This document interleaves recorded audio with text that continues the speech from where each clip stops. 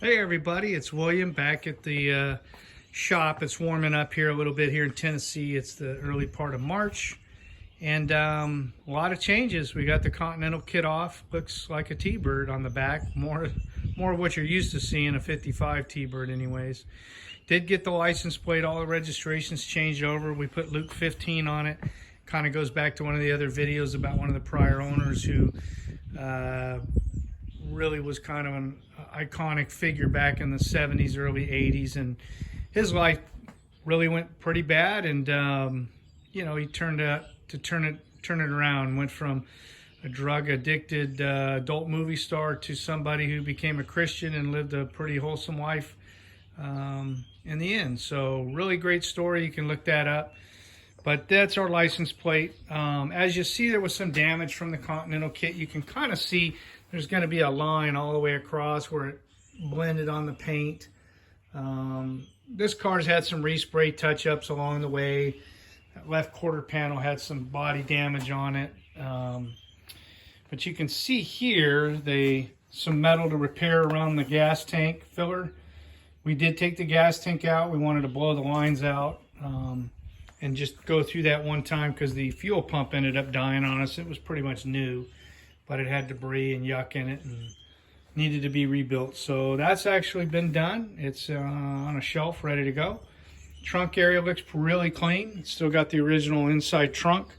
It's missing a few of the brackets in here that would have held the tire and stuff, but they had that out. You can see right here is one of the old brackets. We can get that, weld that in. It's not a problem. But that's pretty much the trunk. Looks great. The car itself, we spent a lot of time, well, we spent time here and there. We're not out here every day, but shining up the paint. One of the things we did was pull the old soft top out from behind the seat. Wanted to see what it was like. It obviously needs to be recovered and redone, just like everything. But all the parts are there. It folds out. It's going to be nice. It's not missing anything significant, so it's another project, but it'll come together nice. Other than that, we've got it up on jack stands. We've had that for a while because we wanted to get underneath the car, do some stuff. The paint, again, I think's come out good. Lots of chips, lots of little touch-ups, but that's what it is. Here's the engine compartment cleaned up. Valve covers I have sitting on right now. I need to put the exhaust manifolds on. I'm waiting for some parts to come in to put the exhaust manifolds back on and kind of reroute the spark plug wires. The radiator's gone. Yeah, we had a leak on that. It was full of fluid, and I don't know, after running it a little bit, it had a leak. So kind of a good thing in a way because it caught some areas here. This is the thermostat housing was kind of rotted up pretty good, and the hose was a little bit bent right there because that's technically the wrong thermostat housing for the car, the way that front hose gets routed. So we'll make all those adjustments. We'll get that fixed. Other than that, we pulled the grill out to get to the hood. We wanted to adjust the hood since we kind of cleaned it up and made it look pretty nice. It's shiny. So the grill was taken out by some of the workers from the last owner, previous owner I bought it from. They reran wiring in there to do a 12-volt system, but I think they pulled the grill out and there was only like 3 screws holding it, and the rest had rusted and were broken. So we'll get all that cleaned up, put back on, and obviously the bumper still needs to be re-chromed. That's going to be quite the process. A lot of the lead times are 20 weeks or more for chrome here, at least in Tennessee. Unless I want to ship it back to California. Got a little better pricing, a little better lead time there. We're going to go through all the brakes while the car's up, just look at the hardware and all that sort of stuff. But what I wanted to show you, I kind of sneaked to the back here and put the camera underneath a little bit, was the underside of the car. And I mentioned, that driver's side quarter panel had been hit at one point, and they repaired it, but it'll be interesting when you see how they did it. And this is back in about 1983. But they essentially just opened up the inside of the rear quarter panel, split the metal, opened it up, and then they just came in and beat out some of the dents and then smoothed it all out with Bondo. So there's a significant amount of Bondo on the outside. They got it close and called it good enough. But that is the original inside metal. Nothing here has been cut out or changed metal-wise that I can see. Obviously the differential is greasy and oily, and try to clean some of that up. Here's the other quarter panel on the inside, and you can see those grommets. That's a dead giveaway that's never been replaced. They did add these exhaust brackets, which to take the Continental kit off and then put the bumper back to where it originally was, I had to cut those off of the exhaust.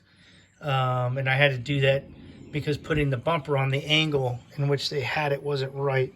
So I couldn't leave that attached. And they're not really original to the car. There's actually a bracket inside the rear bumper here where the exhaust leaves. Inside that chrome piece there is an exhaust bracket that needs to be replaced. So anyways, this is kind of a quick fix, I guess, but that's what they did. There's our fuel line we got to blow out. And I'll just kind of give you a shot underneath here. Nothing rotted, nothing rusted. All the sheet metal's solid, great, looks good. Just oily and old, you know. This car has sat for a very long time in a garage, but, you know, just like everything in life, sometimes if it sits, it still rusts, it still gets old, it decays. Let me give you just a shot real quick underneath the car on the sides here. I think it looks really cool. Again, you know, this is what you hope for when you get a car. There's always going to be chrome to fix and this stuff, but sheet metals sometimes, oh, my finger is getting in the way, sometimes becomes problematic. But this is essentially all the floor pans as they come in, the braces. This is one of the body mount braces here, as you can see. They're all solid. The inside of the rocker panels are just solid. Nothing's been cut out. Nothing's been replaced. Frame looks good. I mean, even in some cases here, you know, it's still black. You still see it. I mean, obviously, I haven't cleaned anything. There's dirt and debris under here. We got to look at the emergency brake cables seized up, not really turning. We got to look down here in the transmission area and chase the speedometer cable and see why that's not working. It's probably up in the dash somewhere, but probably actually in the speedometer unit itself. But might as well check all that while we got it up off the ground. So, hey, that's kind of a quick view of things. Last but not least, not that it's a huge deal, but hey, here's the radiator. I got it rebuilt locally. Somebody went through it and cleaned it up and fixed the leaks. So it needs to go in. We're just waiting again on some parts to come in, and we'll get that back installed. In a way, it was a blessing, though, to find some of this, because even though this stuff was all replaced, you know, here, look, all this spring that's down there is dissolved. It's falling apart. And so, you know, that stuff runs a risk of getting down in the radiator and breaking apart, and little pieces flowing in things in places you don't want it to. Gas tank was replaced by the previous owner, so it still looks new inside. I just think maybe the fuel lines didn't get flushed out, stuff like that. So we'll probably just clean that up and reuse it. And then here's the old hardtop. It's just sitting in a stand. It's really cool. I just slide it into the garage. It's out of the way. It's covered up, so that'll stay nice. But as I was mentioning a little bit earlier in the video, this car has sat for a long time, and it's still decayed, just even sitting. That's kind of life, you know. As you can see, I got a couple cool pictures here.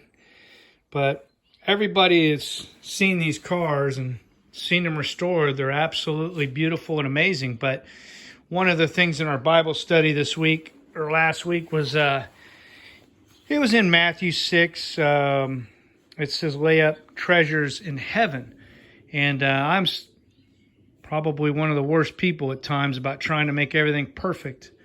Those of you that are watching this know me and all, yep, that's you. You got to make everything perfect. But what the message of the Bible study was about is we spend so much time in this world spending all our money, time, effort, and energy in things that are going to moth and rust will destroy, as the Bible says. And here's a good example of some of the rust getting in areas and just dissolving things, like the radiator hoses and things like that.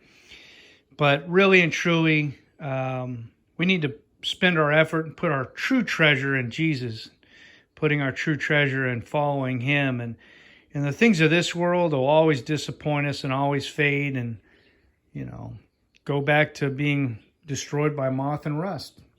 So anyways, good reminder. Thought I'd bring it up. Beautiful car. We're looking forward to getting it back on the ground and driving again and keep restoring it. And I'll keep shooting you guys videos. But until then, take care.